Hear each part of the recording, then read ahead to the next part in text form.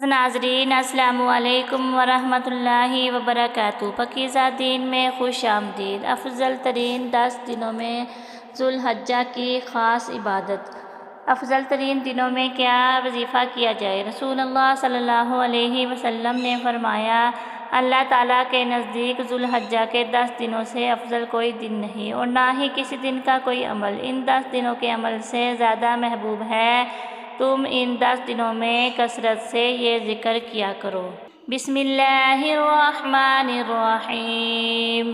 اللہ اکبر، اللہ اکبر، لا الہ الا اللہ، اللہ اکبر، اللہ اکبر، وللہ الحمد، اللہ اکبر کبیرا، والحمد للہ کثیرا، وسبحان اللہ بکرۃ وأصیلا۔